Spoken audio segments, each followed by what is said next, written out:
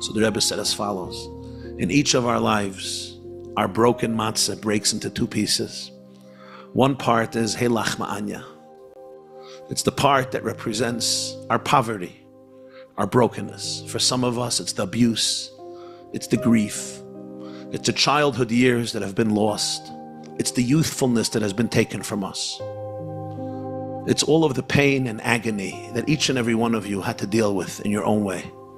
Whether it was a very dysfunctional family, whether it was sexual molestation or rape, whether it was mental illness inside of you or around you, whether it was emotional neglect, whether it was addiction in you or around you, whether it was deep, deep mental challenges that you encountered among your caretakers, or all of the other forms of abandonment that each and every one of us or many of us have experienced in one form or another, and that's our broken matzah, and we say, Hey lach ma'anya. This is the bread of poverty that you and I ate in Egypt. And you look at it, and you expose it, and you say the whole Haggadah, you pay tribute to it, you honor it, you respect it, you embrace it, and ultimately, you eat it. We eat that matzah. It becomes part of us. It's always part of us. And we make a blessing, because each of us has become sanctified through our deep experiences in life. Each of you has been forged in fire, blood, sweat, and tears, the tears of martyr and the broken matzah. And you're here tonight. Amazing, amazing, profound people. There are no people that I have met in my life who are as real and authentic as those who are committed to the work of inner healing. And there are no people I meet who are so superficial, and I feel bad for them, as those who make fun of those who are on the journey of healing, and those who their only attitude is to dismiss all the crazy people who are into healing because they're perfect. And I feel bad. I feel bad for how much disassociation our generation had to experience in order to deal with our pain. And I salute all those who can look at their broken matzah, say the Haggadah over it, and even make a blessing. But vintage Lubavitcher Rebbe, listen to this. He said, but that's the smaller piece of matzah.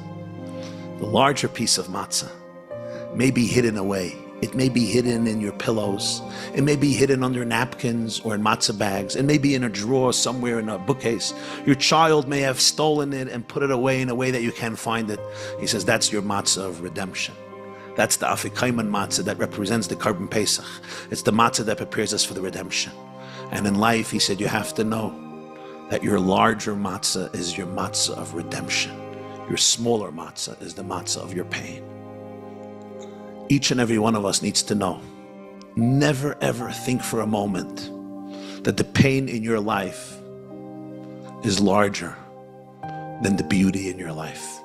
Not because you haven't been through a lot of pain, but because never doubt the magnitude of your soul. The biggest effect and result of trauma is that you doubt yourself, that you think your depression is more powerful than your bliss.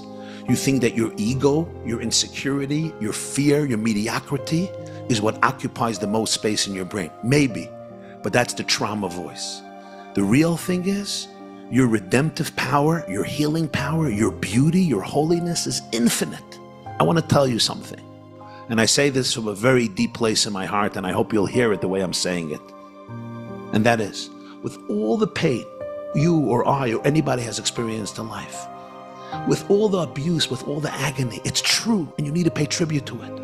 But if you put that in the presence of your holiness, if you put that pain in the presence of your greatness, of your magnitude, it's like an orange in the presence of Mount Everest. The problem is, the challenge is, we don't know our greatness. Most of us don't know. Most of us, as a poet said, live lives of quiet desperation. We don't know the depth of our souls. You don't know how much holiness is radiating from you. But think for a moment.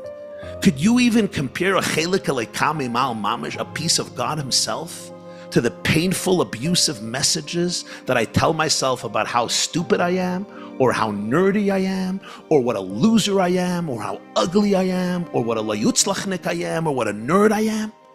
It's like comparing finite filth to divine infinity. So the Rebbe said, never forget There's a small matzah of lachma anya, but your big matzah, it may be hidden away, but your matzah of redemption is so much larger, so much more powerful. And as you go through the Seder, you're going to retrieve it. And when you're going to retrieve it, you're going to bring that to the table. And that's how you're going to finish your Seder and declare L'Shana Haba B'Yerushalayim.